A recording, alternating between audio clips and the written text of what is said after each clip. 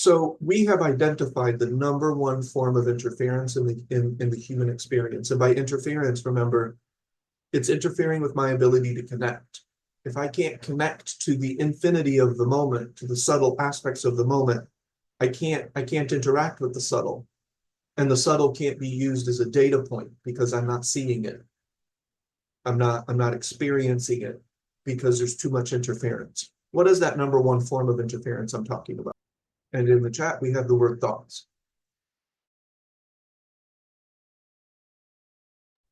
Just for the sake of clarity, because apparently there's a large portion of people who include everything that the mind does as the word thought. So we're going to narrow it down. Internal self-talk. The sender is the receiver. That's what's occurring. The person who's sending the message is the same person who's receiving the message. In fact, it doesn't go very far. Usually in the left side of our head. But internal self-talk is literally like traveling a very short distance. It's all just kind of occurring right here, which is fine. That's cool. But it is the number one form of interference in our current society. In the human species today, thought, thinking in words, talking to ourselves, occurs usually from the time before a person even wakes up. They're doing it in their dreams. But then they wake up and instantly launch into internal self-talk. And that is a gross disproportional imbalance in the human experience because we're doing it all the time. We're either bumping our gums and we're talking out loud, or our mouth is closed and we're talking internally. I said in loud instead of out loud. Why doesn't that work? How come we don't have a term called in loud if we have an out loud? That's a good question.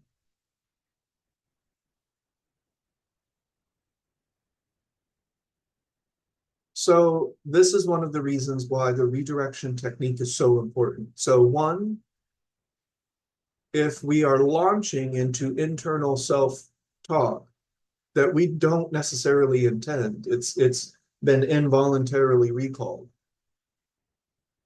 Where is your fourth direction of attention? It's not active. I mean, it's still there. You're still paying attention to words, but it's not a deliberate process. It's not above what we would call the threshold of active recognition. It's not what we would call voluntary. Because words in our mind, our actions, all of these things can be voluntary processes, just like a breath can be voluntary and involuntary. Just like memory can be voluntary or involuntary. Shit just comes to your mind sometimes, but when you sit down to take a test, you need to voluntarily recall that information.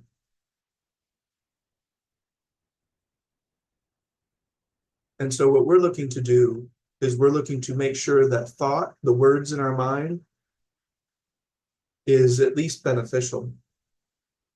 At most, we would like it to be purposeful, intentional, and voluntary. But when it's not, we have three primary characteristics that we're looking for with the redirection technique. And of course, I know that this group can name them. So what are the three primary things that we're looking for? And there's all kinds of reasons for this. I think one thing Donna will point out is that there was a time where she thought that thinking was absolutely necessary, that, we had to think ourselves out of everything. We had to think ourselves in and out of every situation. And then it's like, okay, well, maybe that's true. But it is impossible to argue these three things and say that it is functional. I'm a decent debater. I would be able to debate this to the nth degree, that these three forms of internal self-talk, even if you think you need talk to solve a challenge or a situation, even if you think that thinking is necessary, this type of thinking is not. So what are these three things?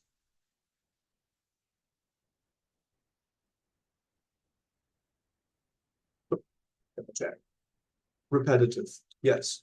Repetitive is the same thoughts in the same order. If you're trying to come to a solution to a situation, How is a repetitive thought going to help you? You've already had that thought. Repetitive. So thinking the same thoughts in the same order is not functional. That's not beneficial. In no way, shape, and form is that leading me to any new insights, because I'm just talking to myself after all. And I know already what I know already. So I'm just telling myself shit that I know already, which is great, fine. But a repetitive stream of thought is an involuntary recall that just happens on its own. And it's the same thoughts and the same words in the same order. And that is not an efficient model. It makes no sense to use our energy in that way. Even if you think thought is absolutely necessary to navigate your challenge or whatever, maybe you're in a boardroom and you are convinced that you have to focus and think about the subject at hand, which is maybe true. When I'm in school, I have to think about the subject at hand, but I have to be careful that the way that I'm thinking about things isn't repetitive, unless I'm trying to memorize it. If I'm trying to memorize it, then, repetitive is good, but that's going a different direction. That's not and it's intentional. That's a good point too. Yeah. That type of repetition is intentional because I'm hoping to memorize it, which changes the principles a little bit. Or it doesn't change the principles, it changes how we're working with the principles. So repetitive is the first, and the second is habitual. And habitual is the same type of response. So if somebody cuts us off in traffic, we feel offended. So repetitive and habitual is thinking the same thoughts. Repetitive is the same thoughts in the same order. Habitual is like the same type of response. Somebody cuts you off in traffic, you feel offended. Somebody did better than you on a test, you feel jealous. And those type of jealous thoughts start to occur. That's a habitual pattern.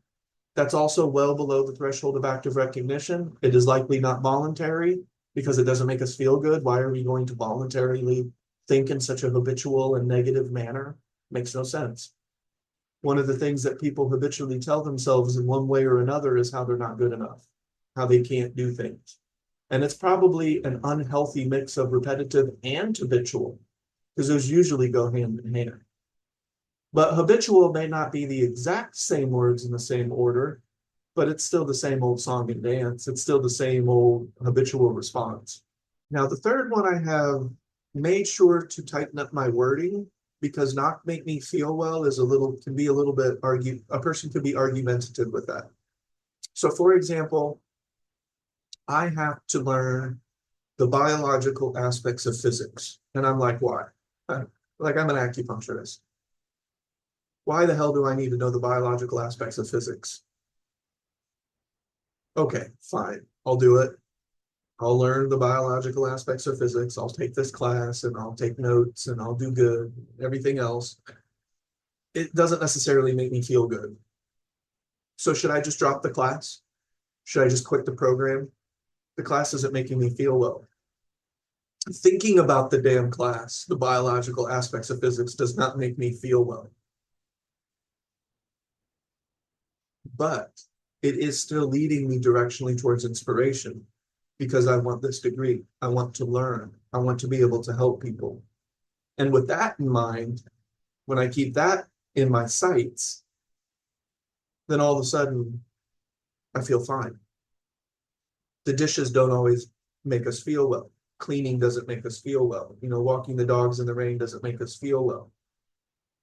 Constantly studying a subject again and again and again doesn't always make us feel well, not necessarily. So I've been very careful, and I've kind of redirected this wording to it's a directional thing. Which direction is this taking me? Is my thought process taking me away from inspired or towards inspired? And I want my thought processes to go towards creativity and inspiration, which is what inspiration is all about. Inspiration is a form of creativity. It's an expression of the creative mind. Everything great is an expression of the creative mind. That's a spoiler alert. When you really look at the human condition, everything that we really love is creative in one way. We would call it art. So now we know why. What do we actually do? here's another way of looking at what we do when we realize that our internal self-talk is either repetitive, habitual, or it's not making me feel well. It will include the declaration, by the way, and it's one of the most, it's a common error, is that the declaration isn't being used as a part of your redirection. And so I've corrected that for everybody. And one of the ways that I've corrected that, eraser, one of the ways that I've corrected that is by applying the redirection technique to the 4 directions. And ideally, we would want to engage all 4 of these directions as a part of our redirection. And I'll give you an example that could help you tie these concepts together so that you can work with them. But when we need to redirect, because our internal self-talk is either repetitive, habitual, or it is leading me away from inspiration, I need to redirect back to my practice. That's it. I'm not trying to ignore. I'm not trying to necessarily control. All I'm wanting to do is just go back to my practice. That's it. That's what this is. This is a practice and we want to go back to it. We're not trying to control situations or anything weird, you know, it's just, I'm going to go back to my practice. I'm going to go back to my practice. Ideally, your redirection will be most beneficial if you have all 4 active.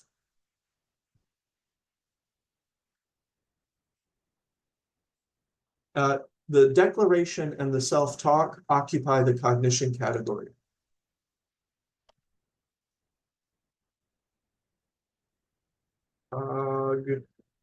Cognition. So that's the cognition category, and that is a part of our redirection. And then I'm going to give you an example so that you can kind of tie these things together, and that might help illustrate the point. But cognition is the self-declaration, the self-talk, the mantra, but it will be purposeful. It will be intentional, and it will be leading you back towards your practice and therefore back towards inspiration. So going back to our practice automatically does what we want it to do just by doing it. You just do it and it will have the result. So cognition, external. External can be one of the tricky ones when you're redirecting, because chances are what you're wanting to redirect from is right in front of your face. So that can be a little bit tricky, right? So like when the customer was asking me for their money back for the Avatar, the Last Airbender feature, they were right in front of me. You know, using them as my external point of attention was only going to make me more angry. You know, the stupid look on their face would have only, you know, excited my anger state. So I had to remove myself, and I did what I called, now this is more properly called defocused vision instead of inclusive, because I blurred everything. I defocused my vision in such a way that the world became blurry. Why? Because my mind wasn't used to doing it, and it was a valid, deliberate, intentional thing to do with my vision. Now, internal, definitely. I did body movement for internal. And I'm giving you an example of a 3-direction or a redirection. I'm going to use these in my example. So internal, we would say, is like body movement. But it's such a specific, you know, type of body movement that it's infused with awareness. It looks a lot like Qigong or Tai Chi movements that are very aware. But in the redirection, the 2 most powerful are cognition and breath. I think they're all powerful, but I definitely notice the extra energy, the extra weight. No, weight's not the right word. The extra energy behind cognition and breath when compared to external and internal. All 4 are important, and according to our rule, we need at least 3. I would recommend all 4. And it's funny because when I would give you guys an example of this all those years back, I was using more than 3. I was always using 4. And I would tell you guys that. I was like, you need at least 3, but I'm giving you the example of 4. And eventually I'm like, well, what the heck? Why do I keep? Because you need at least 3. And I would highly recommend cognition being involved. Because what are you redirecting? Words. So make sure that your words are the first thing that's deliberate and voluntary when you're redirected. But the breath, I would do typically more of a calming or bring energy down type of breath, because the energy is rushing up in the example that I'm giving. So I need to redirect. So the way that I redirect is I actually engage all four directions. And I'll go old school, because the way that I would redirect old school is first I'll say a mantra. Which direction of attention is the mantra? Cognition. And I would say things like, Ernest, nobody's doing anything to you. And I have to do the hand movement as a part of it. The hand movement is which direction of attention?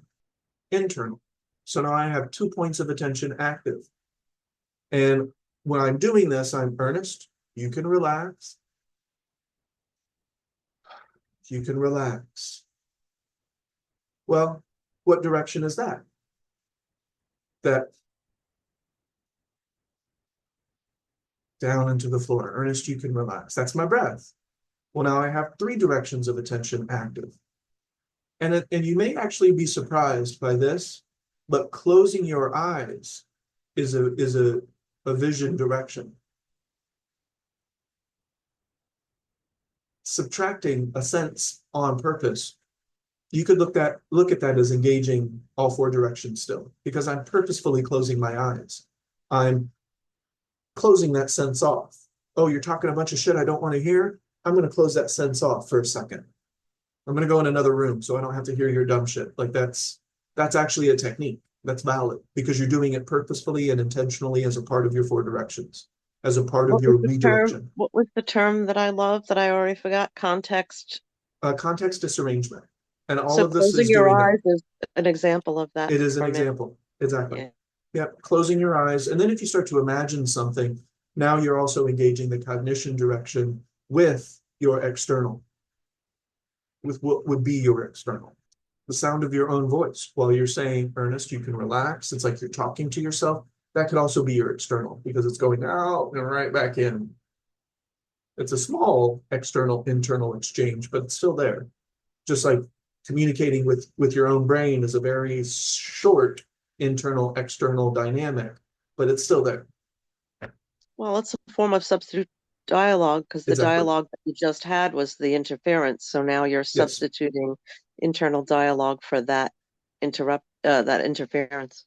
Yes. Which reminds me that we'll get to the point where we define all of these terms a little bit more academically.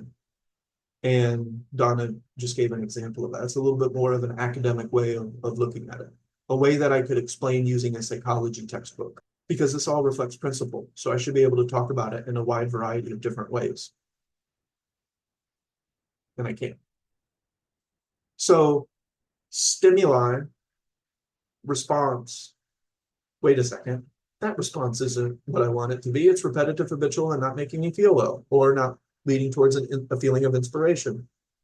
Okay, well, I'm going to redirect. How many times a day do you think a person is going to have to redirect when they first start this practice if they're hoping to elongate? We don't know for sure, but just lots. Yeah, lots. Shana says 1 million. When you first start this practice, if you really want to elongate isn't going to happen on its own, folks. The only way it elongates is by you elongating it. You have to do it. And so in the beginning, I noticed that I was redirecting all the freaking time, or I wasn't. And if I wasn't redirecting, guess where my practice went? Out the window. I wasn't doing it. I would realize 30 minutes, an hour, 2 hours, a day later that I actually don't think I'm doing anything specifically. And I would start to feel crappy. Like I wouldn't feel inspired. I wouldn't feel as solid. And what I'm describing is the word that we'll talk about later in the woo-woo class, is power, the feeling of personal power. And I call it personal power to differentiate it from like the feeling of a power outside of ourselves. But also, this is not power over other people. That's the way the word is commonly used in our world today. I actually mean like a force of nature when I say power, a force of nature, not, you know, as the CEO, I'm in a position of power over others. That's not what I mean at all. So when I say the word power, I do not mean that. And hopefully it's not too confusing. Otherwise, I got to find a new word to use. Just like a mindfulness and everything else. I can't use those words. I mean, I could, but I don't want to. So this is the bulk of the practice, in the beginning especially, is redirection. We have to redirect if we expect to elongate and maintain. If you don't want to elongate and maintain, don't redirect, just establish. That's not going to elongate or maintain any of your directions, and it very likely won't have those results of like self-awareness and your ability to feel peace, and then your ability to cultivate. Those three are not accessible as far as I'm concerned without redirection.